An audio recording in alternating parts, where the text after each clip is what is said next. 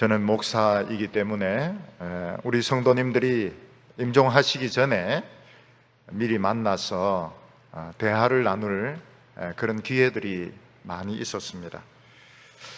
성도님들이 돌아가시게 되었을 때 참 아쉬운 것이 많으시죠? 이렇게 좀 물어보면 여러분들이 이렇게 대답을 했습니다. 내가 주님을 위해서 많은 일을 하지 못하고 내가 주님 앞에 가서 참 부끄럽습니다. 이렇게 말씀하시는 성도님들이 많이 계셨습니다. 내가 좀 오래 살지 못해서 섭섭합니다. 내가 세상에서 좀 더 성공하지 못해서 섭섭합니다. 이렇게 말씀하시는 성도님들은 아무도 안 계셨고, 내가 주님을 위해서 더 많은 일을 했어야 되는데 내만 위해서 살고 내 식구들만 위해서 살아서 이렇게 가게 되어서 참 부끄럽습니다. 이런 말씀을 하시는 분들이 많이 계셨습니다. 우리가 텔레비전에서 뉴스를 보거나 또 다른 사람 인터뷰하는 것을 보면 아무것도 아닌 것 같지만, 막상 우리가 텔레비전에서 인터뷰를 하거나 또 기자들이 와서 카메라를 갖다 대고 무슨 질문을 막 이렇게 퍼부을 때 우리가 참 너무 당황스러워서 한마디도 대답하지 못할 때가 많이 있습니다.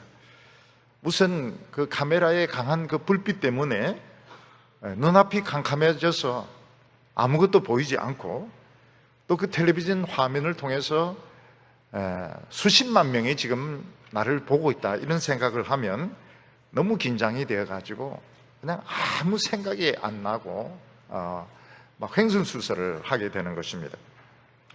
우리가 큰 이런 음악 콘서트에 가보면 가수들이 노래 부르는 것을 보고 참 쉬운 줄로 생각하지만, 막상 본인이 그 무대 위에 올라가 보면 그 조명 때문에 아무것도 보이지 않습니다. 눈앞이 캄캄하고 사람 아무도 보이지 않습니다. 나중에 좀 시간 지나면은 희미하게 이렇게 윤곽이 보이지만은 실제로 무대 위에 선 사람은 사람이 보이지 않습니다. 그리고 긴장을 하니까 목소리도 나오지가 않습니다. 그런데도 그 가수들, 성악가들이 아주 자연스럽게 노래를 그렇게 잘 부를 수 있는 이유가 무엇인가 하면 연습을 많이 해서 그런 거예요. 연습한 대로 하는 것입니다. 근데 실제로 연습한 대로 못 부릅니다. 연습한 만큼 못 부릅니다. 그런데도 사람들이 막 박수를 치고 막 환호성을 지르는 거 보면 굉장히 당황하게 생각하면서, 내가 연습한 만큼도 못 불렀는데 사람들이 참 좋아하는구나, 이러면서 굉장히 감격해하는 것을 볼 수가 있습니다. 만약 우리가 텔레비전 방송과 아주 중요한 그런 인터뷰를 우리가 지금 앞두고 있다면, 그 사람이 조금만 지혜가 있다면 모든 사소한 것들을 다 내려놓고 열심히 그 인터뷰를 준비할 겁니다. 그 사회자가 질문할 것에 대해서 내가 무슨 대답을 할 것인가, 그걸 다 외워야 되고, 여러 번 연습을 했을 때 그 카메라 조명을 받으면서도 그냥 자연스럽게 자기 이야기를 하게 되는 것인데, 그냥 아무 준비 없이 딱 카메라 갖다 대면은 당황하고 얼어버려서 그냥 대답도 못하게 되고 아무 생각도 안 나게 되는 것입니다. 오늘 성경 말씀에서 예수님께서 뭐라고 말씀하시는가 하면, 언젠가는 이 세상에 사는 모든 사람들이 그 천사들의 그 카메라 불빛에 그 환한 불빛을 받아가면서 하나님 앞에서 인터뷰를 하게 될 거라고 말씀하고 있습니다. 내가 이 세상에서 무엇을 했으며, 내가 이 세상에서 무슨 목적을 가지고 살았으며 무슨 말을 하면서 살았는지 아주 철저하게 세밀하게 그 천사들의 그 조명바를 받으면서 그 하나님과 인터뷰를 하게 될 거라고 말하고 있습니다. 그때 자기 자신은 다 잊어먹어 버렸는데, 자신이 했던 그 잘못된 행동들, 잘못된 말들, 잘못된 삶들이 전부 대형 화면에 떠서 전 세계, 전 우주의 인류와 천사들이 다 보게 되고, 자기가 한 말들 그 자막으로 다 방송이 되게 될 때에 사람이 얼마나 당황하게 되는지 모르는 것입니다. 근데 이 사실은 모르고 자기가 이 세상에서 잘못한 것들은 다 잊어먹어버리고, 못된 말한 것들 다 잊어먹어버리고, 그냥 이 세상에서 돈이나 벌고 성공이나 하면 되는 줄 알고 살던 사람들이 갑자기 천사들의 조명빨을 받으면서 그 인터뷰를 하게 될 때에 그 너무너무 당황해가지고 수치와 모욕을 당하게 되고 영원한 지옥에 던져지게 된다고 말씀하고 있습니다. 이번 청문회에서 아주 그 망신을 당한 그런 장관 후보들이 있었습니다. 이분들은 굉장히 그 유명한 그런 교수고 학장이고 아주 그 의로운 분으로 그렇게 알려졌습니다.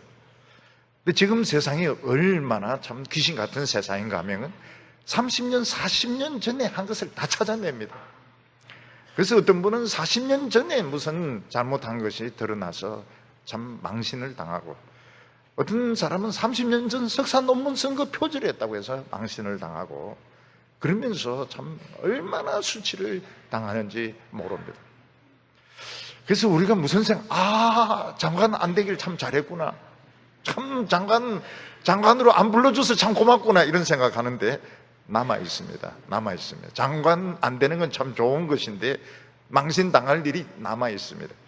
그게 무엇인가 하면 하나님의 인터뷰, 천사들이 조명빨을 비추는데 모든 것 샅샅이, 참 이 세상에서 이 세상이 그 정도로 샅샅이 다 찾아낸다면 하나님 앞에서는 더 완벽하게, 더 철저하게 모든 것들이 전부 다 드러나게 되고 질문당하게 되고, 거기에 대해서 자기 자신이 설명을 해야 되고 해명을 해야 되는 이런 인터뷰들이 모든 사람들에게 다 기다리고 있다고 말씀하고 있습니다.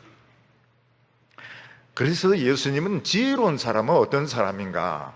그것은 지금 이 세상에서 좀 더 돈을 벌고 좀 더 높아지고 좀 더 유명해지려고 일 잔뜩 벌리는 사람이 아니고, 그 하나님의 그 인터뷰, 그 천사들과 그 하나님 앞에서 그 인터뷰를 철저하게 준비해서 그 앞에서 망신당하지 않고, 그 앞에서 창피당하지 않고, 그 앞에서 당당할 수 있도록 자기 자신을 준비시키는 사람이 참 지혜로운 사람이고, 그 사람이 참 현명한 사람이라고 말씀하고 있는 것입니다.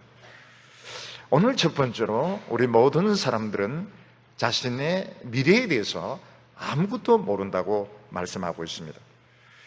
오늘 우리는 이 세상 살면서 그냥 남들처럼 그냥 살면 되겠지, 이제 이런 생각을 가지고 참 여유를 가지고 살아갈 때가 많습니다.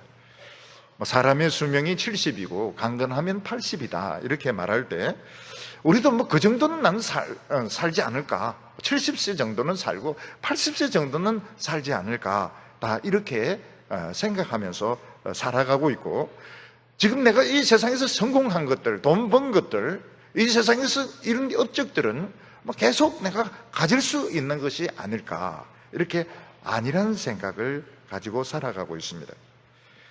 그러나 우리는 우리 자신의 그 미래에 언제 무슨 일이 일어날지 우리는 아무도 모르는 가운데 살아가고 있습니다. 우리는 언제 나에게 어떤 큰 병이 생길지 우리는 아무도 모릅니다. 또 언제 나에게 죽음이 찾아올지 우리는 모릅니다. 우리가 어느 순간 그냥 천사들이 덤벼들어서 막 카메라 불빛을 비추면서 인터뷰를 하고 청문회를 할지 우리는 이제 모르는 가운데서 살아가고 있는 것입니다. 오늘 성경 말씀은 이 세상에 사는 모든 사람들은 어린아이나 청소년이나 노인들 할 것 없이 모든 사람들은 다 하나님 앞에 서서 자신이 살아온 것들, 자기가 저지른 짓들, 자신이 한 말들에 대해서 철저하게 신문당하고 거기에 대해서 해명을 해야 될 것이라고 말씀하고 있습니다. 그 결과 어떤 사람들은 하나님 앞에서 받아들여지지만 어떤 사람은 거기서 실패를 해서 버려지게 될 것이라고 말씀하고 있습니다. 오늘 마태복음 24장 40절 말씀을 보면 두 사람이 밭에서 일하고 있는 예를 들어서 말씀하고 있습니다. 그때 두 사람이 밭에 있음에 한 사람은 데려가고 한 사람은 버려둠을 당할 것이며, 두 사람이 밭에서 지금 일을 하고 있는데 굉장히 가까운 사이입니다. 아마 아버지와 아들일 수도 있습니다. 아니면 형제일 수도 있고 주인이고 종일 수도 있고 두 사람 다 종일 수도 있습니다. 그렇지만 굉장히 가까운 사람이고 같은 그 장소에 있습니다. 근데 한참 열심히 일을 하고 있는데 이 두 사람에게 갑자기 어떤 일이 일어나게 됩니다. 그것은 예기치 못했던 질병, 예기치 못했던 죽음, 예기치 못했던 하나님의 인터뷰가 일어나게 되는 것입니다. 근데 결과는 달랐습니다. 한 사람은 하나님 앞에서 업세트 받아들여졌습니다. 다른 한 사람은 버려짐을 당하고 말았던 것입니다. 오늘 우리는 내 인생에 언제 무슨 일이 당할지 우리는 모르는 가운데 살아가고 있습니다. 우리는 늘 건강하리라고 그렇게 믿고 있지만 사실은 모든 사람들이 다 그렇게 생각하고 있는데 어느 한순간 큰 병이 찾아올 수 있습니다. 어느 한순간 교통사고가 일어날 수 있습니다. 어떤 한순간 하나님께 불림을 받아서 돌아가실 수가 있는 것입니다. 물론 우리는 이 세상에 사는 동안 건강하려고 노력해야 됩니다. 일부러 건강을 망치려고 하는 그것도 죄입니다. 건강하려고 애를 써야 되고 아름다워지려고 애를 써야 되고 학생들은 공부하려고 노력을 해야 되고 사업하시는 분은 열심히 사업을 잘하려고 애를 써야 됩니다. 그러나 우리가 알지 못하는 것이 무엇인가 하면 우리는 우리에게 무슨 일이 일어날지 모른다는 것입니다. 거기에 대비가 되어 있어야 되는 겁니다. 어느 날 갑자기 큰 병이 올 수 있고 어느 날 갑자기 하나님이 나를 불러가실 수 있고 그러면 어떤 일이 일어나게 됩니까? 하나님의 인터뷰, 어린 양의 인터뷰가 시작되게 되는 것입니다. 그 앞에서 우리는 내 인생 전부가 다 드러나게 됩니다. 모든 일들이 다 벌거벗게 드러나게 될 것입니다. 어떤 사람은 하나님 앞에서 어세트 받아들여지게 됩니다. 근데 어떤 사람은 버리버리는 겁니다. 참 사람 구조할 때 무서운 겁니다. 어떤 사람은 물에 빠진 사람을 건져냅니다. 근데 어떤 사람은 포기해버립니다. 전쟁터에서 어떤 사람은 건져내서 살립니다. 어떤 사람은 버리는 것입니다. 사도 바울은 로마서 2장 7절과 8절에서 이렇게 말씀하고 있습니다.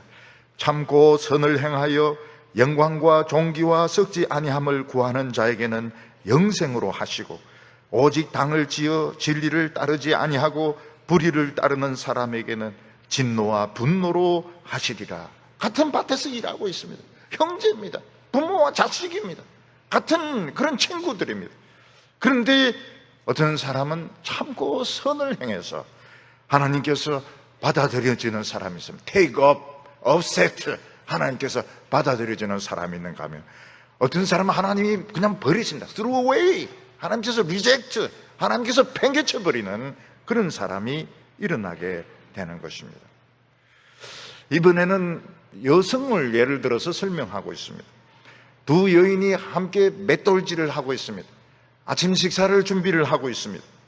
41절에 두 여자가 맷돌질을 하고 있으며 한 사람은 데려가고 한 사람은 버려둠을 당할 것이라. 두 여인이 함께 맷돌질을 한다면 굉장히 가까운 사이입니다. 어머니와 딸일 수도 있고 여형제일 수도 있고 시어머니와 며느리일 수도 있고 다 친한 여종일 수 있습니다.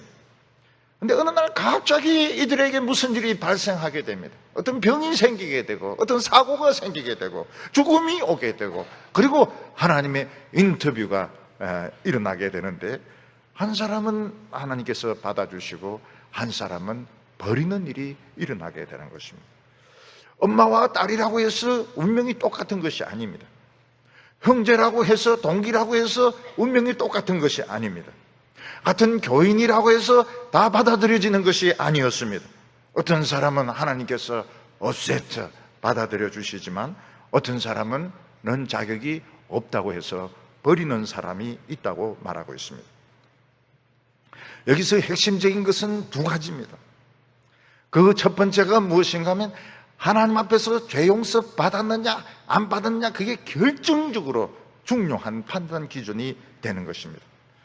우리 인간의 이 죄들 30년 40년 그 작은 죄들이 다 이 세상에서 드러난다면 하나님 앞에서는 드러나지 않을 죄가 없습니다. 하나님 앞에서는 그 모든 행위들, 그 모든 말들 다 뜨게 되어 있습니다. 그런데 이 인간의 죄를 씻는 방법은 딱 하나밖에 없습니다. 그것은 예수 그리스도의 보혈을 믿고 고백을 하는 것입니다. 예수님의 피 외에는 죄를 씻을 길이 없습니다. 과거의 모든 비행들을 지울 길이 없는 것입니다. 아무리 이 세상에서 성공하고 유식하고 인기를 끌고 유명한 사람이 되어도 죄는 영원히 없어지지 않습니다. 죄를 씻을 수 있는 방법은 예수님의 피를 믿고 고백하는 것밖에 없습니다. 그렇지 않으면 전부 다 까발려지게 되고 대형 화면에 뜨게 되고 자막으로 방송이 되게 되는 것입니다. 그리고 또 하나의 기준이 무언가 하면 얼마나 하나님의 말씀에 충성했느냐 하는 것을 가지고 판단을 하십니다. 세상에서 많은 일을 했습니다. 공부를 많이 했습니다. 많은 사람의 인정을 받았습니다. 아무 소용이 없습니다. 이 세상에서도 인정이 되지 않습니다. 오직 하나님의 말씀에 얼마나 충성했느냐, 그거 가지고 판단이 되어지게 됩니다. 그거 가지고 받아들여지기도 하고 그거 가지고 거부당하기도 하는 것입니다. 그래서 44절에 보면 그러므로 너희도 준비하고 있으라. 생각하지 않은 때에 인자가 오리라. 이렇게 말씀하고 있습니다. 오늘 예수님께서 우리에게 무슨 말씀을 하고 있습니까? 너희는 준비하고 있으라고 말씀하고 있습니다. 모든 사람이 다 준비하고 있어야 됩니다. 어린이들도 죽습니다. 어린이들 병으로 많이 죽습니다. 청소년들도 많이 죽습니다. 세월호에서 청소년들 한꺼번에 많이 죽었습니다. 어른들도 죽습니다. 모든 사람들이 무엇을 준비를 해야 되는가 하면 하나님 앞에서 서서 하나님 앞에 서서 인터뷰하는 것을 준비를 해야 되는 것입니다. 어린아이들에게도 엄마가 그 준비를 많이 가르쳐 주셔야 됩니다. 어린아이들도 하나님 앞에 서서 당당할 수 있도록, 이 세상에서 때만 쓰고 이 세상에서 자기 고집만 부리지 않고 하나님 앞에 설 수 있도록 가르쳐 줘야 됩니다. 청소년들 입시 준비해라, 좋은 대학교 들어가라. 그럼 늦습니다. 그거는 그거고, 너도 하나님 앞에 섰을 때 당당할 수 있도록 준비를 시켜줘야 됩니다. 왜냐하면 생각하지 못한 순간에 우리가 하나님의 부름을 받을 수 있기 때문에, 생각하지 못한 순간에 종말이 찾아오게 됩니다. 이 종말에는 개인적인 종말이 있습니다. 개인적으로 어떤 분이 돌아가시기도 합니다. 그리고 우주적인 종말이 있습니다. 온 세상에 마지막이 있는 것입니다. 오늘 우리가 무엇을 생각해야 되는가 하면, 이 세상은 영원하지 않다. 이 세상은 영원하지 않다는 걸 늘 염두에 두고 살아야 됩니다. 우리는 언제 하나님이 불러도, 어린아이를 불러도, 청소년을 불러도, 장년 때 불러도 언제든지 하나님이 날 부르시면 네 하면서 달려갔어. 저는 이렇게 살았습니다. 이렇게 말할 수 있어야 됩니다. 그렇지 않고 세상이 영원한 줄 알고 세상을 붙들고 있으면, 지금은 여유가 있지만 천사들이 그 카메라 그 조명 비추고 하나씩 따지면 하나도 말 못합니다. 결국은 실격 처리가 되는 것입니다. 오늘 두 번째로 성경은 우리 인간이 얼마나 미련하고 깨닫지 못하는지 옛날에 그 예를 들어서 설명을 하고 있습니다. 우리 인간들이 얼마나 미련한가 하면, 내일 무슨 일이 일어날 수 있는데, 아니 오늘 1시간 뒤에 나에게 무슨 일이 일어날 수 있는데, 아니 내 몸속에 지금 병이 있는데도 모르고 살아갈 때가 많은 것입니다. 마치 내 건강이 영원히 계속되고 내가 이 세상에서 영원히 살 것처럼 먹고 마시고 투자하고 결혼하고 그러면서 막 세상을 붙들고 살려고 한다고 말씀하고 있습니다. 예수님께서는 노아의 때를 예를 들어서 설명을 하셨습니다. 37절에 보면 노아의 때와 같이 인자의 임함도 그러하리라. 홍수전에 노아가 방주에 들어가던 날까지 사람들이 먹고 마시고 장가들고 시집가고 있으면서 홍수가 나서 그들을 다 멸하기까지 깨닫지 못하였으니 인자의 임함도 이와 같으리라. 노아 때 인간들은 굉장한 문명을 만들어서 그 문명을 누리고 있었습니다. 노아 때 이미 큰 성도 만들어졌고 기계들도 많이 만들어졌고 사람들이 악기라든지 음악도 많이 작곡을 해서 대단한 예술을 발전을 시키고 있었던 것입니다. 이 모든 문명들은 다 거의 대개 다 가인의 후손들이 개발한 것이었습니다. 그래서 이 하나님을 믿는 셋의 후손들이 이렇게 보니까 가인의 후손들이 너무 잘 사는 겁니다. 너무 번창한 것입니다. 그래서 이 셋의 후손들도 하나님 믿어봐야 소용이 없다. 그래서 하나님을 버리고 그냥 가인의 후손들하고 어울려서 세상 사람들과 똑같이 살았습니다. 하나님을 믿는 사람이나 안 믿는 사람이나 구별 없이 똑같이 살았고, 오히려 하나님을 믿는 사람들이 세상에서 더 성공하려고 미쳐서 날뛰었던 것입니다. 이때 하나님께서는 노아를 부르셨습니다. 그리고 뭐라고 말씀하셨는가 하면 나 실망했다고, 나 인간들에게 실망했다 그러면서 이 세상 모든 사람들과 동물들, 새들을 다 멸망시키겠다고, 홍수로 멸망시키겠다고 말씀하셨습니다. 하나님께서는 그 준비하는 기간은 120년이라고 말씀하시면서 노아에게는 물에 빠져 죽지 않도록 큰 네모난 배 방주를 만들라고 말씀하셨습니다. 이 바지선입니다. 바지선 3층짜리 큰 바지선을 만들어라, 이렇게 말씀을 하셨습니다. 노아는 이 120년이라는 시간을 허비하면서 3층짜리 큰 네모난 배를 나무로 만들었습니다. 만약 홍수가 나지 않으면 120년을 허비한 것입니다. 이 배는 뭐 녹아 있는 것도 아니고 엔진이 달린 것도 아니고 홍수 안 나면 아무 소용이 없는 것입니다. 사람들은 그 노아가 지금 홍수가 날 이유가 없고 큰 비가 올 가능성이 없는데 저 영감이 120년에 걸쳐서 저 배를 만드는 거 보고 저 미쳤다고, 저 사람 미쳤다고 하면서 조롱하고 비웃었습니다. 노아도 그런 생각을 가지고 있었습니다. 만약 비가 안 오면 120년 동안 지은 이 배, 이 바지선을 가지고 할 수 있는 게 아무것도 없었습니다. 근데 노아는 사람들이 하는 말을 듣지 않았습니다. 그리고 자기 그 생각, 의심하는 생각에 빠지지도 않았습니다. 노아는 그냥 오직 하나님의 말씀만 믿고, 하나님이 한다고 하시니까 하나님의 말씀만 믿고 120년에 걸쳐서 큰 3층짜리 바지선을 만들었던 것입니다. 비가 안 옵니다. 다 만들어도 비가 안 옵니다. 근데 어느 날 동물들이 막 몰려오기 시작했습니다. 코끼리들이 막 몰려옵니다. 하마가 오고 사자가 몰려오고 다람쥐가 오고 뱀이 오면서 자기들이 그냥 알아서 이 바지선, 이 방주 안으로 들어가는 것입니다. 나중에는 노아도 들어가고 아들도 들어가고, 그리고 난 뒤에 어떤 일이 일어나게 됩니까? 하늘이 열리면서 홍수가 쏟아지고 땅이 꺼지게 되는데 40일 동안 폭우가 쏟아지면서 쓰나미와 홍수가 딱 합쳐지면서 이 지구상에 있던 모든 인간들, 모든 짐승들, 모든 새들 전부 다 물에 빠져서 다 죽는 일이 일어났던 것입니다.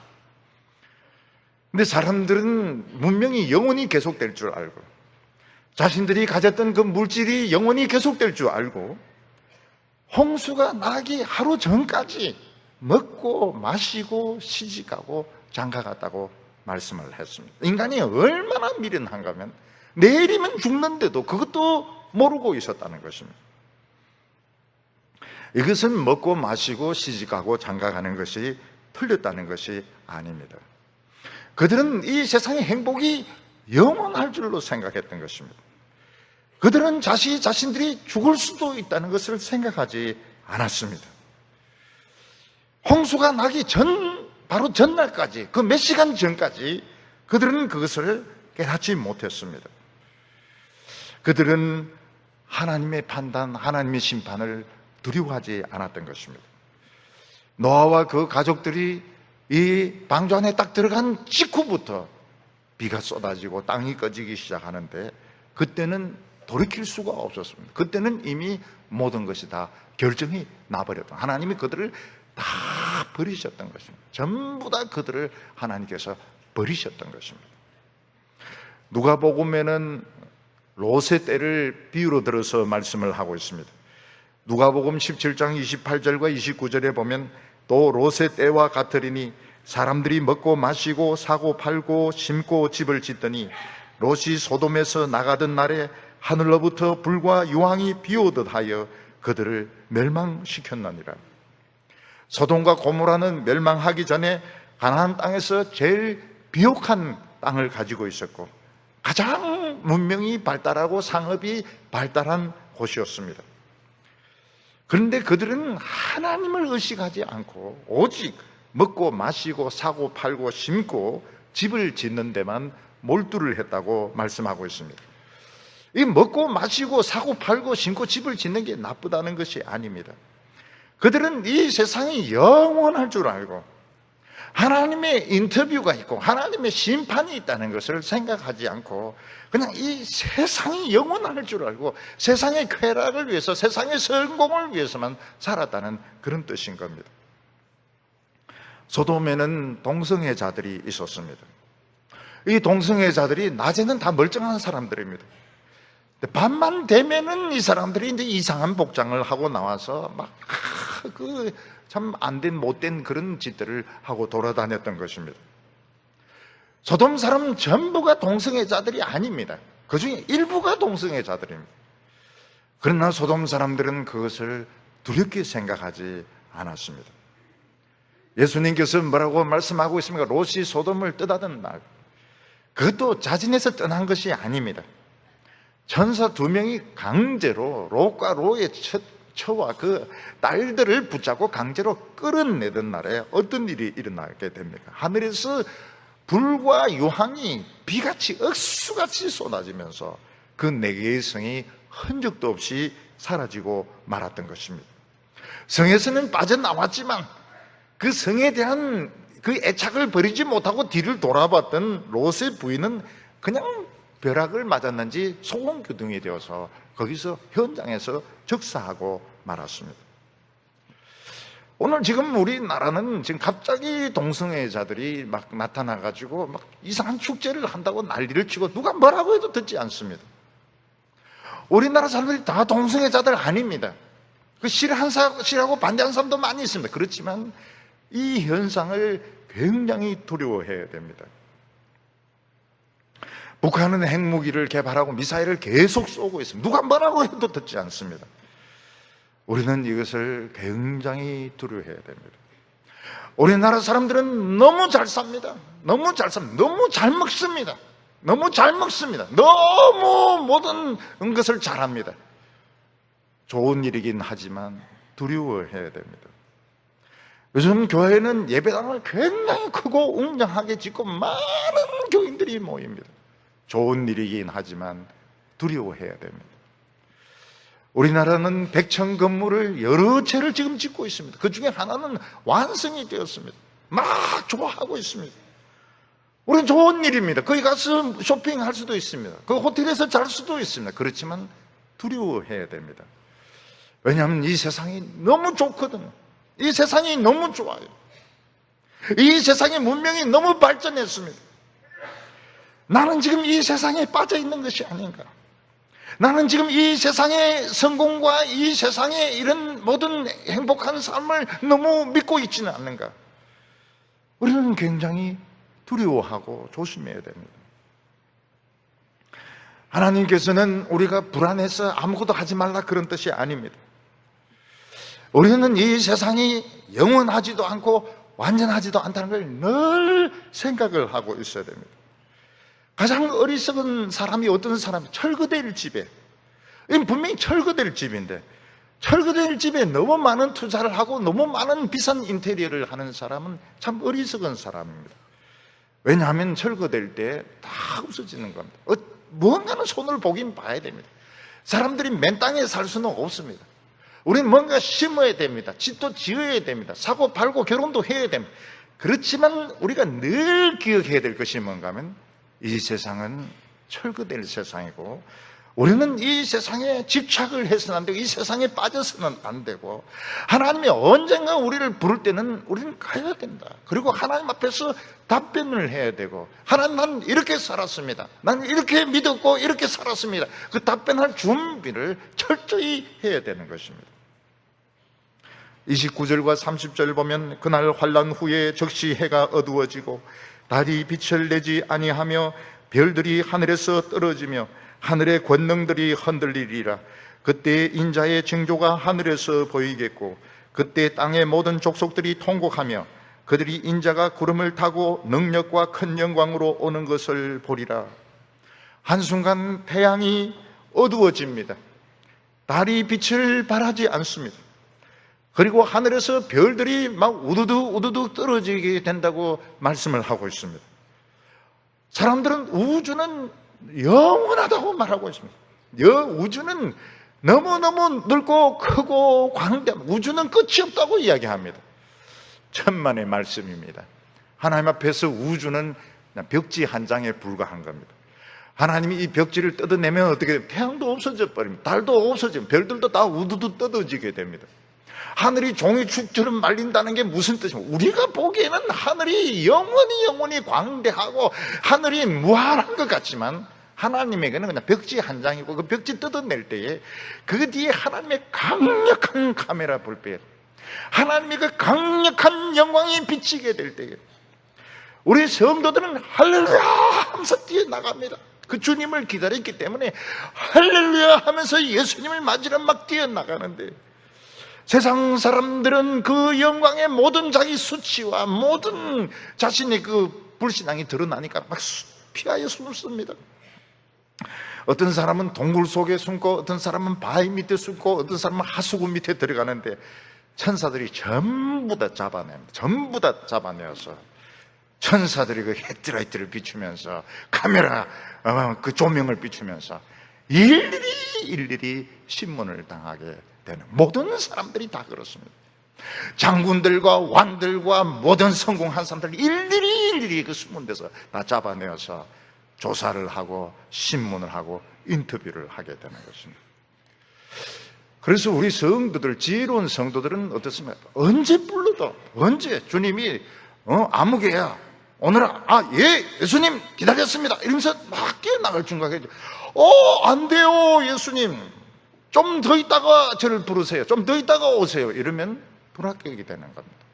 지금 공부 좀 더 하고요, 지금 박사 논문 쓰고 나서요, 좀 돈 좀 더 벌고 나서요, 결혼하고 나서 오세요 이러면 벌써 딱 실패가 되는 겁니다. 이게 하나님의 백성들의 어려운 점입니다. 우리에게 주어진 일을 성실하게 해야 하지만 또 다른 한편으로 우리는 항상 인자가 나를 부를까, 하나님 나를 부를 것을 대비하고 있어야 되는 겁니다. 오늘 여기 세 번째로 우리가 그렇게 할 수 있는 징조를 예수님이 보여주셨습니다. 예수님을 우리가 언제 어떤 식으로 준비를 해야 되는지 그 징조를 예수님께서 말씀하셨습니다. 우리는 내 자신이나 우리 가족에게 언제 무슨 일이 일어날지 우리는 모릅니다. 불가항력적인 일이 일어날 때 그는 어느 누구도, 그는 의사도 대통령도 장관도 교수도 아무도 무엇을 할 수가 없습니다. 그래서 예수님께서는 뭐라고 말씀하고 있습니까? 이 세상 성공에 빠지지 말라고, 이 세상 성공에 도취되지 말라고 말씀하고 있습니다. 그게 무엇인가 하면 깨어 있는 것입니다. 42절에 보면 그러므로 깨어 있으라, 어느 날에 너희 주가 임할는지 너희가 알지 못함이니라. 어떤 분은 맞습니다, 깨어 있으라 그 말이 맞습니다. 저는 요즘 불면증이 와가지고 막 밤새도록 잠도 못 자고 맨날 깨어 있습니다. 여기서 물론 불면증도 여기에 해당될 수도 있지만 세상에 빠지지 않는 것을 말합니다. 그냥 세상의 잠에 그냥 정신없이 골아떨어진 것이 무엇입니까? 세상이 너무 좋아가지고, 세상에서 성공하고 높아지고, 세상에서 누리는 것이 너무너무 좋아가지고 그냥 세상에 그냥 흠뻑 빠져버리는 것이 세상에 잠이 든 것을 말하는 것입니다. 물론 하나님께서는 우리들을 축복하셔서 이 세상에서 많은 것을 누리게 하십니다. 그래서 학생들이 공부 잘해서 명문학교를 졸업하게 하시고, 또 사업에 성공해서 돈을 많이 벌게 되기도 하고, 또 세상에서 명예도 주시고 유명하게 하기도 하십니다. 세상에서 많은 것을 하나님 주십니다. 그때 우리가 어떻게 해야 됩니까? 두려워해야 됩니다. 공부를 했기 때문에 두려워해야 됩니다. 사업에 성공했기 때문에 두려워해야 됩니다. 돈이 많이 있기 때문에 두려워해야 됩니다. 왜냐하면 잠이 자꾸 오거든요. 세상이 너무 좋거든요. 세상이 너무 좋아가지고 그냥 세상에서 그냥 모든 것을 계속 누리면서 붙잡으려고 하는 이것이 뭔가 하면 세상에서 잠을 자는 것을 말합니다. 깨어 있어야 됩니다. 그리고 자기 자신을 복종시켜야 됩니다. 좋아서 예배 드리는 사람도 있지만 예배 드리기 싫은 사람도 있습니다. 그래도 자기 자신을 처복종시켜야 됩니다. 사도 바울은 뭐라고 말했습니까? 자기 자신을 처복종시킨다고 말했습니다. 사도 바울은 자기 자신을 예배 드리란 말이야, 기도해란 말이야, 말씀을 듣고 순종해란 말이야, 자기 자신을 막 처복종시킨다고 말씀을 하고 있습니다. 예수님께서는 무화과 나무의 비유를 예를 들어서 말씀하셨습니다. 32절에 무화과 나무의 비유를 배우라. 그 가지가 연하여지고 잎사귀를 내면 여름이 가까운 줄 아나니 이와 같이 너희도 이 모든 일을 보거든 인자가 가까이 곧 문 앞에 이른 줄 알라. 이 무화과 비유가 참 어려운 비유입니다. 아주 어려운 비유입니다. 이 팔레스타인은 기후가 겨울이 길고 봄이 잠깐 왔다가 바로 여름으로 넘어가는 것 같습니다. 요즘도 우리가 좀 그런 경향을 좀 많이 보게 되는데 겨울이 길고 봄이 짧고 바로 여름으로 넘어가는 겁니다. 근데 이 팔레스타인의 여름은 비가 오지 않습니다. 그리고 아주 뜨거운 폭풍이 붑니다. 그래서 이때 물을 준비를 해놓지 않으면 그냥 식물들도 말라주고 가축들도 말라주고 사람들도 이 물을 마시지 못해서 고통을 겪게 됩니다. 그래서 팔레스타인 사람들은 무화과를 봅니다. 무화과 나무를 봅니다. 가지가 좀 연해지고 잎사귀가 날려고 하면 빨리 알아야 되는 것이 뭔가 하면 여름이 오고 있구나. 여름이 오고 있으니까 물을 준비해야 된다. 그래서 다라이 에브리 다라이 모든 다라이 다 꺼내가 물을 다 채워놓고 웅덩이마다 물을 다 채워놔야 됩니다. 그렇지 않으면 바로 여름이 오기 때문에 물을 구할 수가 없게 되는 것입니다. 우리나라는 이제 농사를 짓기 때문에 봄을 준비해야 됩니다. 아직 춥든지 말든지 간에 경칩이 온다, 개구리가 나온다 이러면 바로 농사를 준비해야 됩니다. 겨울도 마찬가지입니다. 겨울이 춥습니다. 그렇기 때문에 겨울을 준비해야 됩니다. 겨울이 오기 전에 옛날에는 연탄을 막 사재었습니다. 연탄 한 200장 정도 사재었습니다. 그리고 김장을 해야 됩니다. 김장, 연탄 준비되면 겨울을 넘길 수 있습니다. 그런데 김장도 하지 않고 김치도 없고 연탄도 없으면 이제 겨울은 큰일이 나는 것입니다. 서리가 올 때 이걸 빨리 준비를 해야 됩니다. 오늘 여기 우리들에게는 무화과 가지가 연하여지고 잎사귀를 내면 주님이 오는 것을 준비해라. 주님이 오시는 이 무화과 가지가 연해지고 잎사귀 내는 이게 뭘까? 많은 신학자들이 그렇게 해석을 했습니다. 예루살렘이 멸망하는 것으로, 예루살렘이 포위되는 것으로 그렇게 해석을 했습니다. 그러나 가만히 생각해 보면 늦습니다. 예루살렘이 포위되고 나면 도망칠 수가 없어요. 이미 늦은 거예요. 여름이 이미 온 겁니다. 예루살렘이 멸망하고 난 뒤는 더 늦습니다.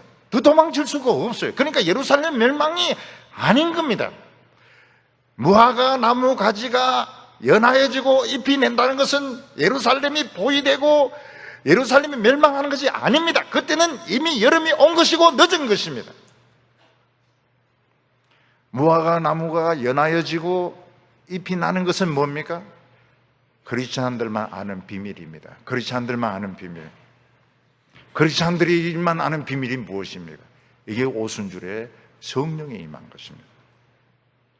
오순절에 성령이 임하고 은혜 받은 성도들은 어떻게 합니까? 이미 이 물질적인 욕심, 이 세상의 명예에 대한 욕심 다 버렸습니다. 그들은 자기 재산, 자기 돈, 자기 생활에 대한 애착을 다 버렸습니다. 그래서 모여서 열심히 말씀을 듣고 열심히 기도했습니다. 그리고 예루살렘에 핍박이 오니까 다 나갔습니다. 전부 다 흩어졌습니다. 전 세계로 흩어져서 복음을 전했던 것입니다. 나중에 예루살렘이 포위가 됩니다.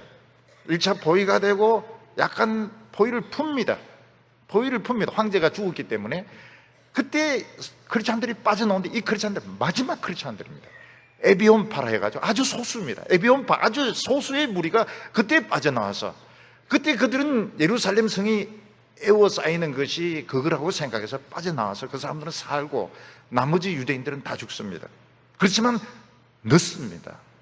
예루살렘이 포위되고 예루살렘이 함락되면 늦습니다. 오늘 우리는 이 세상에 살면서 세상에 대한 미련과 애착을 버릴 수가 없습니다. 필요합니다. 학생들은 공부할 필요가 있습니다.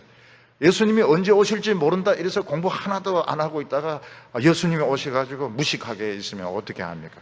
천사가 영어로 물어보는데 못 알아들으면 어떻게 합니까? 우리는 이 세상에 살기 때문에 우리는 건강할 필요가 있습니다. 늘 골골거리고, 모든 크리스찬들, 에브리 크리스찬들 다 골골거리다, 그런 성경 구절은 없습니다. 우리는 건강하려고 노력해야 되고, 아름다워지려고 노력해야 되고, 열심히 돈 벌려고 노력을 해야 됩니다. 그렇지만 가지가 연하해지고 잎사귀가 날 때, 하나님의 말씀이 강하게 나에게 도전이 오고 성령의 충만함이 임할 때 세상의 욕심을 그냥 버려버려야 됩니다. 훌훌 다 버려버려야 됩니다. 훌훌 다 버려버리고 예수님을 맞을 준비를 해야 됩니다. 예수님은 뭐라고 말씀하십니까? 34절에 천지는 없어지지만 내 말은 없어지지 않는다고 말했습니다. 설마 하늘이 벽지같이 말려서 없어질까요? 천지는 없어지겠지만 예수님의 말씀은 반드시 이루어진다고 말했습니다. 그렇지만 예수님은 또 뭐라고 말씀하셨습니까? 그 때와 시간은 아무도 모른다고 말했습니다. 아들도 모르고 천사도 모르고 오직 하나님 아버지만 아시느니라고 말했습니다. 왜 하나님께서는 이걸 안 알려주십니까? 매를 며칠일 날 그날 내가 하늘 벽지를 말아버리겠다 이렇게 말씀하시지 않고 왜 도적같이 온다고 말씀하셨을까요? 날짜를 알려주면 놉니다. 맨날 먹고 놀다가 그 전날부터 막 열심히 성경 외우고 기도하고 동성기도하고 헌금하고 그래가 싹 들어가려고요. 우리 한국 사람들 유명합니다. 하나님은 속지 않습니다. 갑자기 들이닥쳐가지고 평소에 지금 요거 보는 겁니다. 지금 신앙생활 하는 요거 보고 판단하는 겁니다. 일부는 받아들이고 일부는 불합격 처분이 되는 겁니다. 지금이 중요합니다. 지금 평소에 신앙을 보고 판단하시려고 그 시간과 때는 아무도 모르는 것입니다. 근데 우리에게 아주 안심되는 축복되는 말씀을 하셨습니다. 45절에 보면 충성되고 지혜 있는 종이 되어 주인에게 그 집 사람들을 맡아 때를 따라 양식을 나누어 줄 자가 누구냐? 주인이 올 때 그 종이 이렇게 하는 것을 보면 복이 있으리로다. 내가 진실로 너희에게 이르노니 주인이 그 모든 소유를 그에게 맡기리라. 충성되고 지혜로운 종이 누굽니까? 노아같이 그 120년 동안 세월을 허비하는 것 같지만 그 3층짜리 바지선을 만들어서 참 가족을 살릴 충성되고 지혜로운 종이 누굽니까? 그것은 때를 따라 하나님의 양식을 나누어주는 종인 것입니다. 때를 따라 하나님의 양식, 그게 뭡니까? 구약하고 신약 성경인 것입니다. 하나님의 말씀을 가지고 충실하게 먹였을 때 그 가족들은 힘이 있습니다. 심판을 이깁니다. 천사들의 인터뷰를 이깁니다. 세상의 종말을 이깁니다. 예수님이 오실 때 할렐루야 하면서 뛰어나옵니다. 근데 하늘 양식 안 먹은 사람은 도망을 칩니다. 예수님이 오는데 도망을 칩니다. 바위 밑에 숨고 굴다리 밑에 숨고 동굴 속에 들어가려고 합니다. 지혜롭고 충성된 종이 되어서 그 식구들을 맡아 때를 따라 양식을 나누어 줄 자가 누가 있느냐? 참 어려운 이야기입니다. 오늘 세상 사람들은 세상 것을 막 먹입니다. 세상에서 인기를 끌려고 합니다.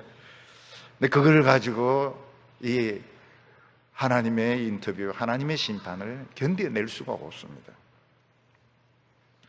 하나님께서는 뭐라고 오직 이것만이 하나님의 말씀을 충실하게 먹이고 성도들은 그것을 충실하게 먹는 그들만이 심판을 이길 수 있다고 말했습니다. 갑작스러운 심판, 어떤 일이 일어나도 그걸 이길 수가, 넉넉하게 이길 수가 있다고 말씀하셨습니다. 주인은 그에게 뭐라고 말합니까? 모든 재산 다 맡긴다고 했습니다. 천국의 모든 재산, 이 세상의 성공이나 명예나 권세와 비교되지 않는 천국의 모든 재산을 다 맡길 것이라고 말씀하셨습니다. 근데 악한 종은 어떻습니까? 주인이 늦게 올 거라고 생각해서 가족들을 막 때립니다. 그리고 술 친구들과 어울려서 자기 멋대로 먹고 마시고 떠듭니다. 그때 주인이 갑자기 와서 그 사람을 잡아서 심판을 하게 되는데 어떤 벌을 주는가 하면 외식하는 자가 받을 엄한 벌로 심판한다고 했습니다. 이 세상에 안 믿는 사람보다 더 무서운 벌이 있습니다. 하나님을 믿는데 외식하는 사람, 하나님을 믿고 섬기기는 하는데 위선자들, 그들에게 주는 벌이 최고로 무서운 벌입니다. 차라리 안 믿고 지옥 가면 차라리 나은 것 같아요. 외식하는 자들이 받을 벌이 최고로 무서운 벌인 겁니다. 요즘 목사님들이 목회에 성공하면 큰 교회를 지어가지고 자신이 모든 것을 좌지우지합니다. 참 무서운 일입니다. 굉장히 무서운 일입니다. 장로님들 중에서도 세상에서 성공하고 실력이 있으면 교회를 자신의 뜻대로 막 끌고 가려고 하고 결정을 내리려고 합니다. 참 무서운 일입니다. 참 무서운 일입니다. 자신이 말을 좀 잘한다고 하면 멋대로 설교를 해가지고 많은 사람들을 모읍니다. 참 무서운 일입니다. 교인들도 마찬가지입니다. 교인들도 믿으면 확실하게 믿어야 되는데 그렇지 않습니다. 그냥 믿기는 믿는데 대충 믿습니다. 그리고 불평도 많고 세상적인 기준으로 딱 따라갑니다. 차라리 안 믿는 게 낫습니다. 안 믿는 게 나아요. 아니, 목사님요, 안 믿는 사람 전도해야지. 믿는 사람 보고 안 믿는 게 낫다 그렇게 하면 어떻게 됩니까? 전도 막는 거 아닙니까? 전도는 해야 되죠. 믿으려면 확실히 믿어야 됩니다. 좀 더 편하게 믿고 좀 더 세상적으로 믿고. 오늘 많은 믿는 분들이 세상하고 다른 게 없습니다. 그냥 교회에 나오고 헌금 내고 좀 더 성실하고 그것 말고는 다른 점이 없어요. 두려운 일입니다. 굉장히 두려운 일입니다. 우리가 사람만 속이면 된다고 생각하는 것, 사람만 속이면 되고 사람만 모르면 되고 이 세상에서 마음껏 누리면 되고 마음껏 유명해지면 되고 그런 생각이 굉장히 두려운 생각인 것입니다. 오늘 많은 교인들이 세상 살기 힘들다고 말합니다. 그런 말 하지 마세요. 살기 힘들어요. 그런 소리 하지 마세요. 언제 살기 편한 적이 있었습니까? 살기 편하라고 이 세상에 보냈습니까? 그런 소리 하지 마세요. 우리는 이 세상이 너무너무 살기 좋은 거, 아파트가 너무너무 살기 좋은 거, 엘리베이터 좀 늦게 나오면 저주가 나오고 차 좀 막히면 저주가 나오고, 무서운 현상입니다. 우리가 그런 식으로 변할 수 있다는 것 참 무서운 일입니다. 예수 믿는 사람들이 세상 사람들과 똑같이 성공을 자랑하고 참 무서운 일입니다. 더 두려운 일이죠. 교회가 화려하고 예배당이 막 쑥쑥 올라가고 참 기쁜 일이지만 두려운 일입니다. 우리는 이 세상 일도 열심히 해야 되지만 이 세상은 영원하지가 않습니다. 이 세상은 철거될 세상이고 우리 모든 사람에게는 하나님의 인터뷰가 준비되어 있습니다. 우리 몸이 건강하지 못한 것은 좋은 일입니다. 하나님께 더 가까워지고 있는 것입니다. 우리가 세상에서 부자가 되고 잘 되는 건 참 두려운 일입니다. 돈이 많은 것은 진실로 두려운 겁니다. 왜냐하면 잠이 자꾸 오니까요. 잠이 자꾸 와요. 실제로 잠이 와요. 예배 시간에 잠이 자꾸 옵니다. 우리는 준비해야 됩니다. 하나님의 인터뷰, 그 천사들의 카메라 불빛 앞에서 수십만 명, 수백만 명의 천사들과 성도들이 보는 앞에서 내 삶 전체가 화면에 다 뜨고 자막으로, 내가 한 말들 자막으로 다 나오는 그 가운데서 나는 이렇게 살았습니다. 당당하게. 그래서 하나님의 시험에 합격하시고 예수님이 오실 때 기쁨으로 뛰어나갈 수 있는 성도들 다 되시기를 바랍니다. 기도드리겠습니다. 거룩하신 하나님 아버지, 너무나도 이 세상이 살기 좋아서 참 두렵습니다. 우리에게 많은 축복을 내려주셔서 참 두렵습니다. 우리가 이 세상에서 자꾸 잠이 와서 두렵습니다. 오늘 이 시간 저희들 다 잠을 깨게 하여 주시고 정신을 번쩍 차리게 하여 주시옵소서. 이 세상에서 잘 살고 성공하는 것이 우리의 목적이 되지 않게 하여 주시고 예수님 앞에 섰을 때, 하나님 앞에 섰을 때 당당할 수 있게 하여 주시옵소서. 예수님의 이름으로 기도하옵나이다.